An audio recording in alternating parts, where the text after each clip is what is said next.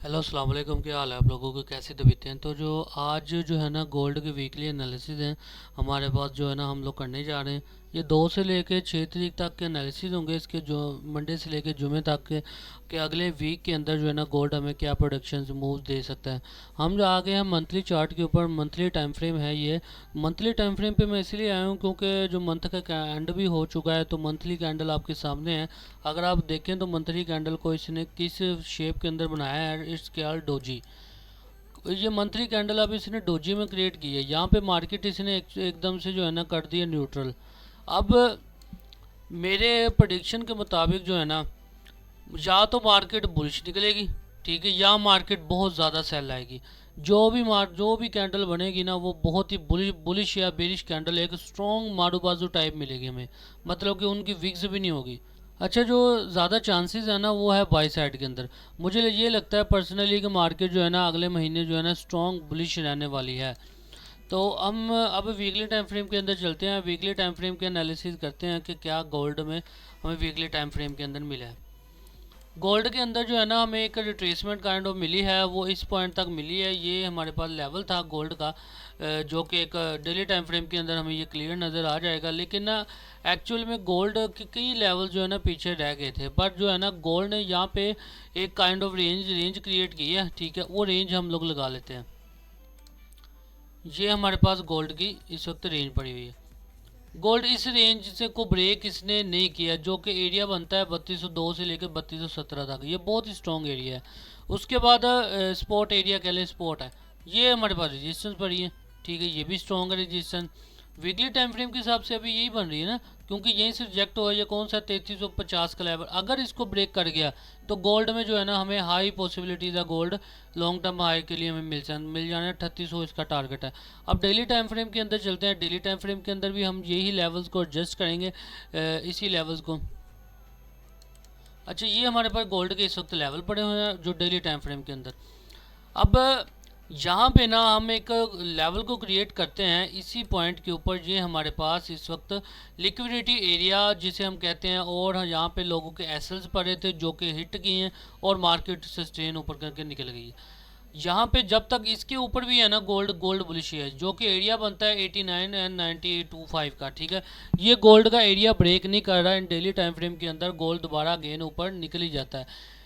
बाकी पिछला वीक हमारा बड़ा अच्छा गुजरा था। अगर हमारे व्हाट्सएप कम्युनिटी के अंदर मैं ट्रेड्स और आइडियाज़ वगैरह अपने शेयर करता रहता हूँ, वो डिस्क्रिप्शन में लिंक मिल जाएगा, आप व्हाट्सएप ज्वाइन कर सकते हैं।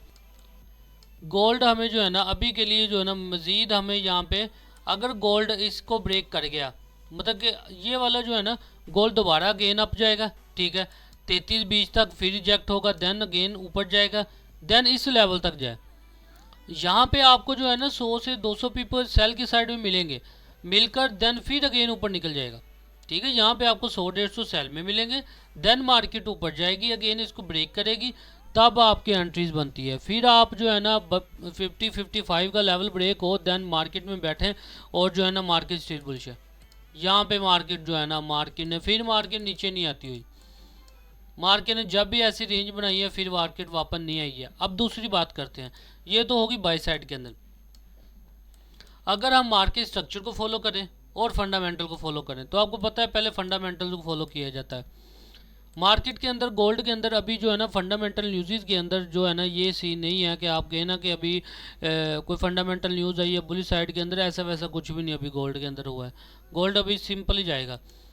गोल्ड ने अपना हायर हाई लगाया, हायर लो लगाया, लोअर हाई लगाया, लोअर लो लगाया, लोअर हाई लगाया, देन अगेन पॉसिबिलिटीज़ है लोअर हाई लोअर लो लगाने की, ठीक है। अगर ये लोअर लो लगाती है तो गोल्ड हमें स्टिल यहाँ पे मिल जाना है, ठीक है। यही होता है अगर हम मार्केट स्ट्रक्चर को फॉलो करें, जब तक फंडामेंटल न्यूज़ नहीं आ जाती है तब तक गोल्ड जो है ना हमें यहाँ तक प्रडिक्शन मिल सकती है।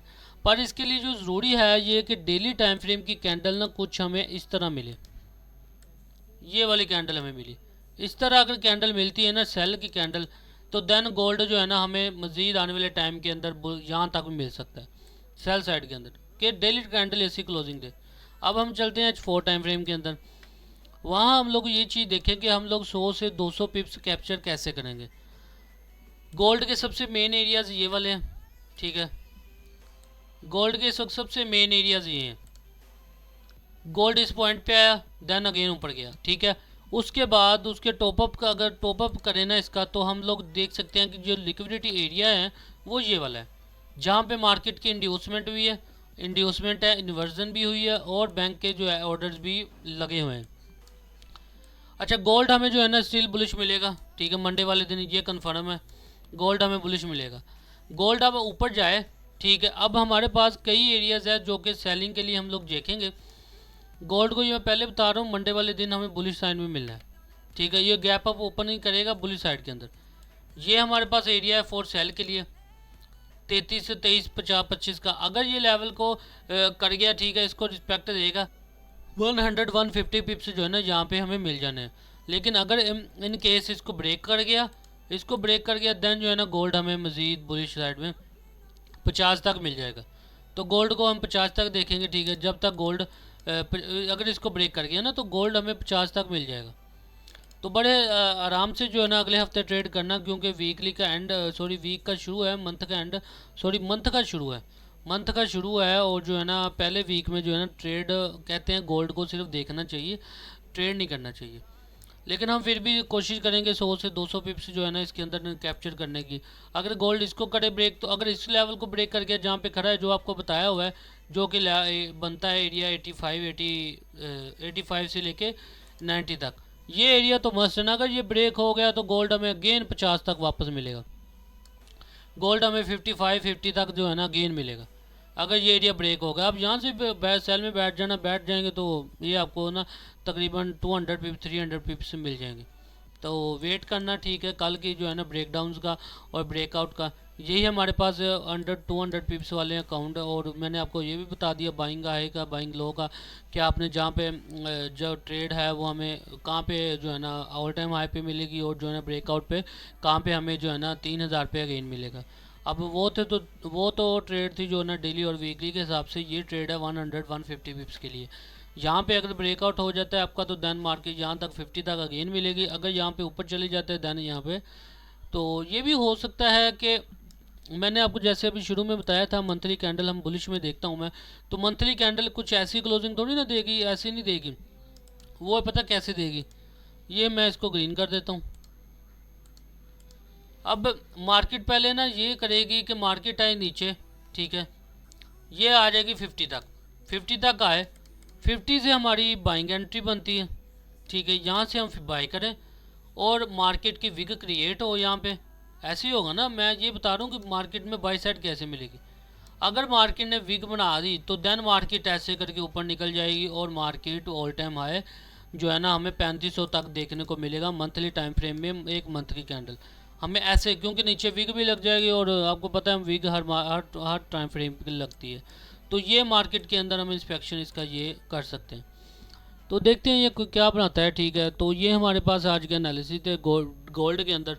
तो आप जो है ना हमारे सोशल मीडिया हैंडल्स पे भी हमें फॉलो कर सकते हैं, इंस्टाग्राम पे फॉलो करें, टिकटॉक पे भी करें, और व्हाट्सएप में जो है ना आपको लिंक डिस्क्रिप्शन में मिल जाएगा।